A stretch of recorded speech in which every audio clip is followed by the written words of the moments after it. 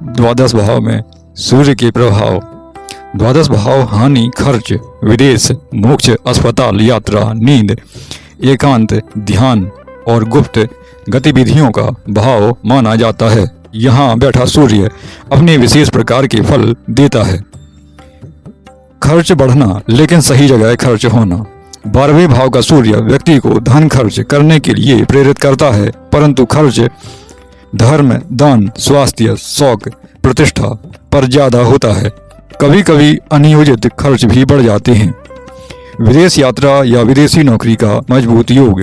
यहाँ सूर्य विदेश जाना, विदेश में नौकरी करना, विदेश में पढ़ाई करना, विदेश में बसना सबके लिए उत्तम माना जाता है। विदेश में सरकारी काम या PR का योग भी बढ़ जाता है। आध्यात्मिक, ध्यानशील और अंतर्ज्ञानी बनाता है। ऐसा व्यक्ति ध्यान, योग, सत्य खोज, एकांत, आध्यात्मिक साधना में गहरी रुचि रखता है। अकेले काम करना भी इन लोगों को बहुत पसंद आता है। आंखों या नींद से जुड़ी समस्याएं। द्वादश भाव नेत्र और नींद का सूचक है।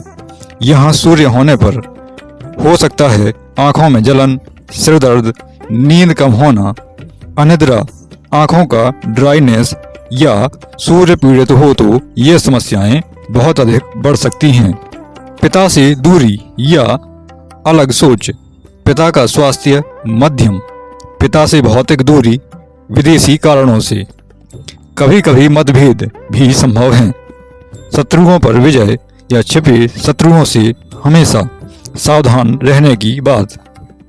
द्वादश भाव में सूर्य व्यक्ति को गुप्त शत्रुओं, षड्यंत्र, दफ्तर की राजनीति का सामना करने के लिए मजबूर कर देता है, लेकिन अंततः सफलता उसकी ही होती है। दार्शनिक और संवेदनशील व्यक्ति। इस सूर्य वाले लोग दूसरों की भावनाओं को जल्दी समझते हैं, जीवन में गहराई और अर्थ खोजते हैं। अस्पताल, पुलिस, रक्षा, जेल विभाग से संबंधित कार्य।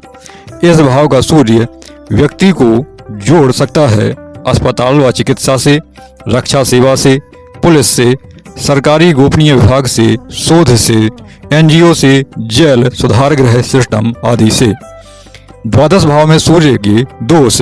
यदि सूर्य पीड़ित हो 12वें भाव में तो खर्च अत्यधिक बढ़ जाएंगे। कोर्ट कचहरी का खर्च बहुत अधिक हो सकता है। नींद खराब हो सकती है। आंखों का रोग बढ़ने की संभावना हो जाती है। पिता से तनाव संभव हो सकते हैं। मानसिक बेचैनी बढ़ सकती है। नौकरी में स्थिरता बहुत ही कम देखने को मिलेगी।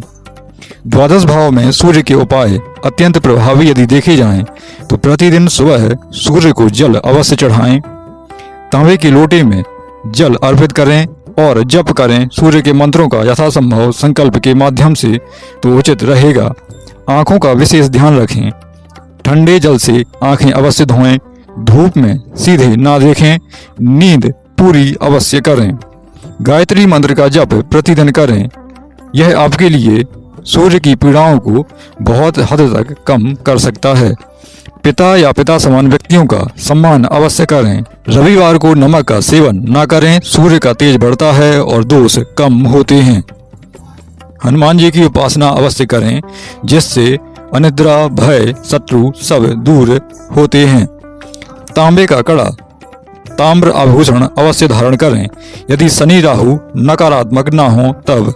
दान। रविवार को गेहूं, गुड़, लाल कपड़ा और तांबे की वस्तुओं का यथासंभव दान अवश्य करते रहें।